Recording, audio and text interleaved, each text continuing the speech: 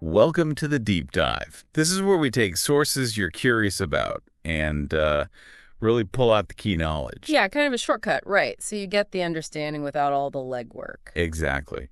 And today, well, we're diving into someone pretty much everyone knows or thinks they know, Kim Kardashian. It's a fascinating journey. We're working from an excerpt from Famous People English Stories. Yeah. It gives a good overview. It really does. We're not just looking at headlines here. We want to trace her rise, how she got so famous. And then the business side.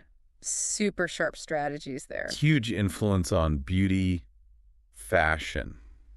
We'll unpack that. And then the more recent stuff. That whole move into law and justice work. Kind of unexpected for many. Right.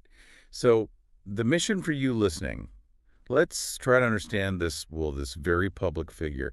What's the story really about? Branding, reinvention. Maybe even finding purpose. It's quite a layered story. Okay. Let's get into it. Let's start before all the constant cameras. Kimberly Noel Kardashian, born L.A., October 21st, 1980. And her background, like you said, not exactly ordinary. No. Wealthy family, very well connected. Uh-huh. Her father, Robert Kardashian, famous lawyer. People remember him from the O.J. Simpson trial in '95. Right. And her mother, Kris Jenner, homemaker first, but then, wow, the manager, the strategist behind it all. Definitely the momager. But, And lots of siblings, Kourtney, Khloe, Rob. And then the half-sisters, Kendall and Kylie Jenner. The whole family eventually became this huge phenomenon. It's wild, but back then, growing up in Beverly Hills, it was privileged, sure. Private schools, nice clothes. Exposure to celebrities, that Hollywood circle, but not that kind of intense public focus yet. Right. It makes you wonder how that environment shaped her, seeing fame up close, but maybe not being in it directly at first. Yeah, and her first jobs were interesting. She worked as a stylist. For celebrities, yeah. Wow. The source mentions Paris Hilton specifically. Uh-huh, and calls it her first taste of fame. Yeah. But it was like reflected fame. Right. Helping someone else's image. Exactly. Learning the ropes from the sidelines, sort of. And after her dad passed away in 2003, she worked in his company too. Got some early business basics there, maybe. Seems likely. Grounded experience before things, well, exploded. Yeah, because then came the unexpected big break, if you can call it that, the private video leak in 2007. That wasn't planned. That was a media firestorm, just boom, thrust into the spotlight in this really intense, difficult way. Totally. Hard to even imagine that pressure. But the family's reaction was interesting. Instead of hiding, They stepped into it, right into the spotlight. which led directly to the reality show, Keeping Up with the Kardashians, that same year, 2007. Wow. Talk about turning a crisis into something else entirely. A calculated move, really. It seemed to be. And that show, KUWTK, it just took off. It's hard to remember TV before it, almost. People were fascinated, seeing inside this wealthy L.A. family life. The drama, the businesses starting up, the relationships. It was oddly relatable sometimes, even with all the luxury. And Kim, she quickly became the center. Her look, the fashion, that confidence, she was just magnetic on screen. It's definitely the breakout star. You could argue the show really launched her brand specifically. Yeah, but she didn't just rely on the show, did she? No, not at all. Even early on, she was doing other things. Perfumes, fashion lines. The Dash Boutique with Kourtney and Khloe, they were building that lifestyle brand from the get-go. Shows a smart understanding, Don't put all your eggs in one basket, even if it's a hit show. Diversifying early. Right, and all this time she's getting that criticism. Oh, yeah. The famous for being famous line. It stuck for a long time. But she just kept going. Yeah. Ignored it. Yeah. Or maybe used it. Seems like she just persisted, really focused on building her brand step by step. Maybe that criticism even fueled her drive, to prove people wrong. It could be. Which brings us to how she actually built that brand. It wasn't just luck. Not at all. This is where it gets really interesting. Turning that initial notoriety into something solid, lasting, and incredibly valuable, that took strategy. And image was key, right? She really owned a specific look. Absolutely. The dark hair, the glowy skin, the curves. She made that aspirational at a time when the mainstream ideal was maybe different, more slender. Yeah, the source point out how that resonated, challenged the norms. It was powerful visual branding. And she knew how to monetize it. Started with collaborations, then her own stuff. Those early perfumes, the Dash stores, they let people buy into that Kardashian look, that lifestyle. Tangible pieces of the brand. Small scale compared to later, but important steps. Then came the really big plays. KKW Beauty in 2017. That just exploded. Instantly. Things sold out in minutes. That whole contouring thing she popularized. Right. She owned that trend. KKW Beauty tapped right into it. Showed she really knew her audience, what they wanted. What do you think made it such a frenzy, marketing-wise? Well, part of it was probably scarcity, right? Limited drops, creating that buzz. Definitely. And using her own social media. She was the marketing engine. She knew exactly what her followers liked because she talked to them directly. True. But then Skims in 2019, that felt different. Bigger, maybe. I think so. Skims wasn't just another celebrity line. The focus on inclusivity, all the skin tones, all the sizes, that was huge. It really was. Plus, people said the stuff actually worked. It was comfortable. It hit a nerve. Addressed a real gap in the market for shapewear and basics. And the valuation, over $3 billion by 2022? That's serious business. Yeah, that's way beyond just putting your name on something. Skims became a brand in its own right. Totally. It connected with that whole body positivity conversation, too. Yeah. Good timing, good product, smart. And underpinning all of this, her social media presence. It was and is massive. Masterful, really. Instagram, Twitter, not just updates, but direct selling, trend setting. How did she build such an engaged following? It feels different than other celebrities somehow. Well, she shared a lot, or seemed to. The personal stuff, the everyday moments alongside the glamour. Right, it created that feeling like you kind of knew her, that parasocial thing. Exactly, builds loyalty, trust, people felt connected. Plus, she engaged, responded sometimes, kept it active. And the look of it all, the branding, the packaging, her feed, always meticulous, very high-end feel. Attention to detail, yeah. Built trust in her style, her taste. And sharing the personal stuff, marriage, kids, breakups, Yeah. that made her seem more human, relatable, despite the crazy life. Yeah, it blurred the lines effectively. And dealing with negativity, she seemed to have a strategy. Just stay calm, keep working. Pretty much. The source notes she stayed focused, didn't get drawn into every fight. Over time, that seemed to earn some respect, even from critics. Showed resilience. And behind the scenes, clearly a sharp business mind, hiring the right people, making deals. Protecting the brand, trademarks, all that. And branching out, like the mobile game. Oh yeah, Kim Kardashian.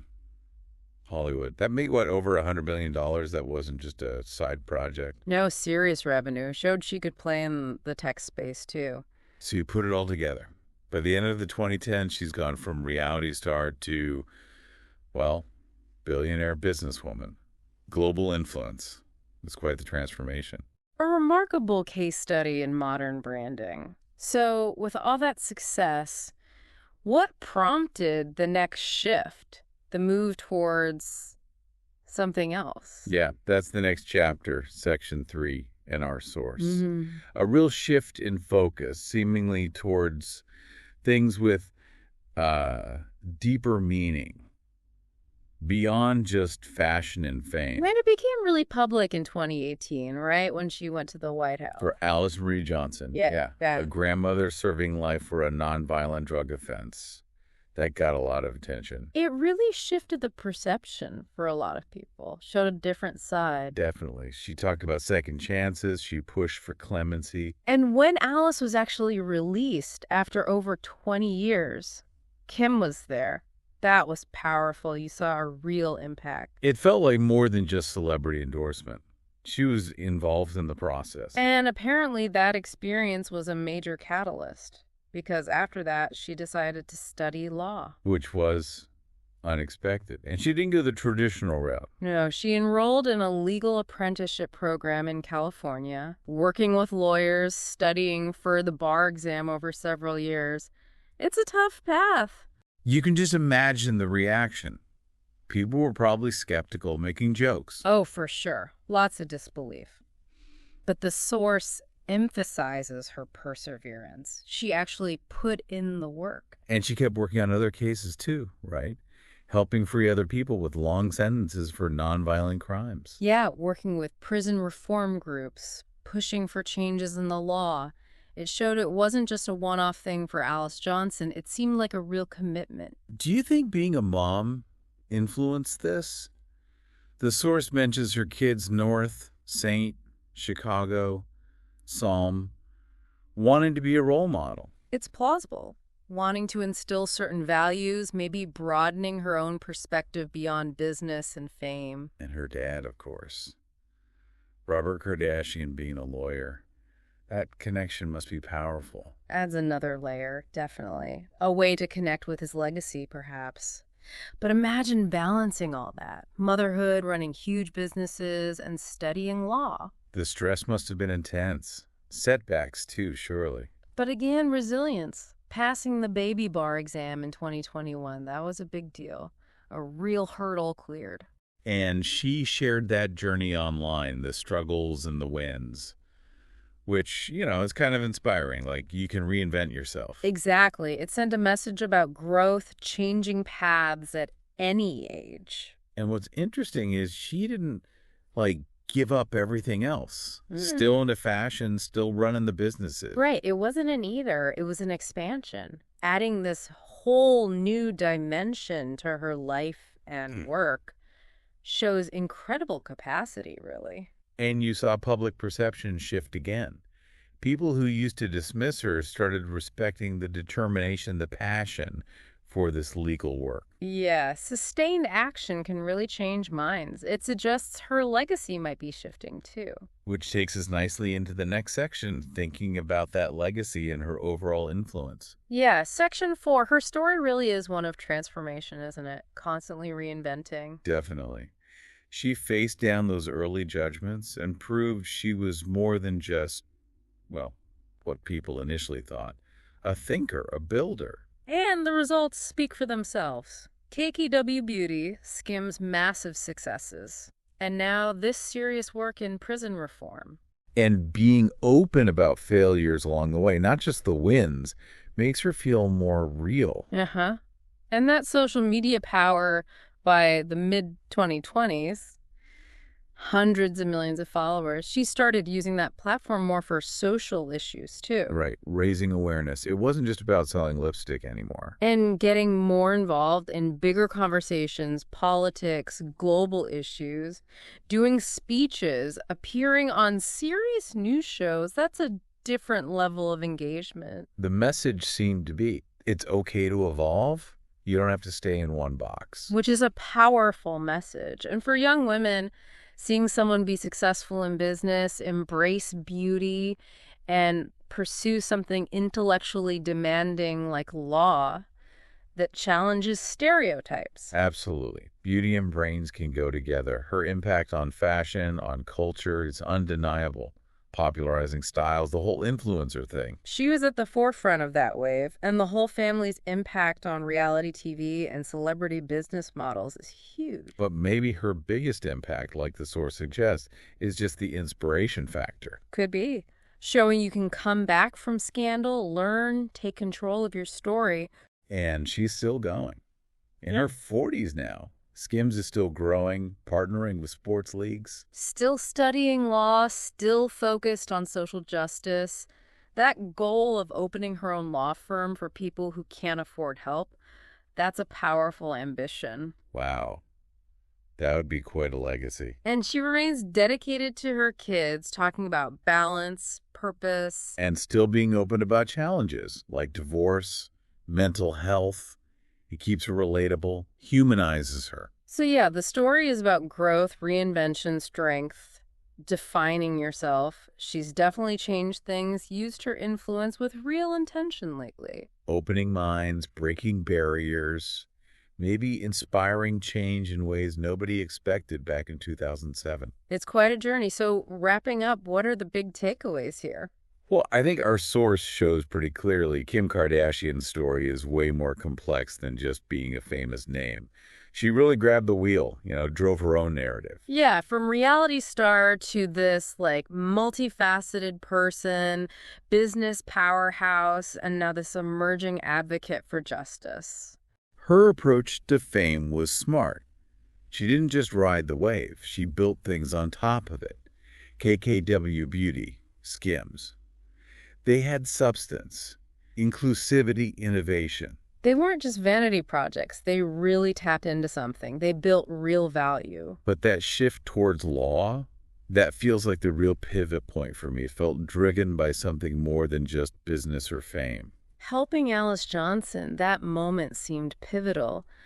Realizing maybe that true power lies in helping others, like the source hinted, that felt different from standard celebrity causes. Totally. And sticking with the law studies, despite all the critics and the difficulty, Hmm. that shows serious dedication. It's not an easy path. No way. It takes a different kind of grit than business, perhaps. Suggests a real passion there. And juggling it all, being a mom, the businesses, the public eye, and law school, essentially, Yeah. that requires incredible vision, balance, heart, maybe. Definitely requires immense energy and organization. And doing it also publicly with constant judgment alongside the support. Her resilience is remarkable. She's kind of become a symbol, hasn't she? For people who feel misunderstood or starting over, changing direction. Yeah, proving you don't have to be defined by your past or by what others expect. And it pushes us to think about success differently, too. It's not just about money or followers anymore, is it? It's about impact, lifting people up. Her current path seems to lean into that. Absolutely. And her story isn't finished. That's key. She's still evolving, building, learning. It's ongoing. So the lessons. Don't let others define you. Learn from the past, sure, but don't get stuck there. Build things with purpose. And always believe you can grow, you can change. That potential is always there. Well, thank you for joining us for this deep dive into the very complex world of Kim Kardashian. Yeah, hope it gave you some food for thought on branding, reinvention, and maybe finding a deeper purpose. And maybe something to think about for yourselves. In a world that loves labels, what surprising new chapter might you be ready to write in your own story?